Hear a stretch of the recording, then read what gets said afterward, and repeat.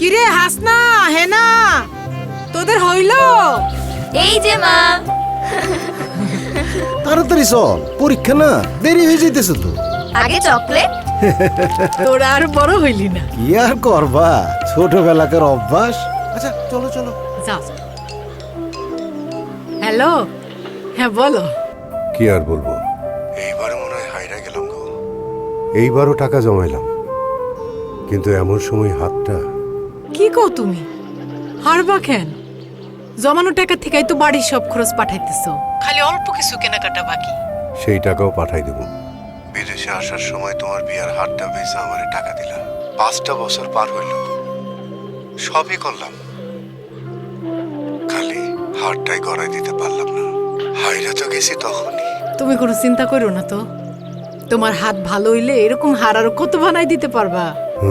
এখন রাখি তাইলে। আচ্ছা।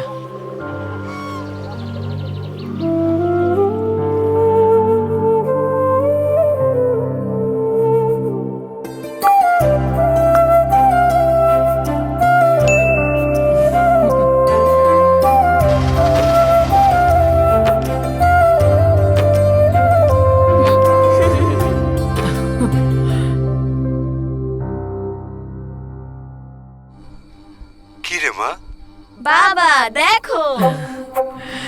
হঠাৎ এত সাজগোজ? এমনি। ওইটা কি? কে দিল?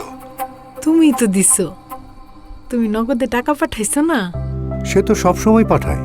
এবার নগদে যে তুমি টাকা পাঠাইছো, ওই জন্যই এই হারটা পাইছি।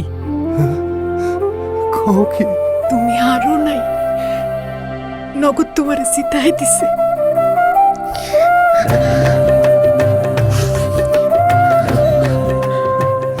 বিদেশ থেকে প্রবাসীদের পাঠানো রেমিটেন্সের টাকায় চলছে বাংলাদেশের বহু পরিবার। তাদের আবেগ অনুভূতির কথা ভেবেই নগদ নিয়ে এলো হার না মানা হার অফার।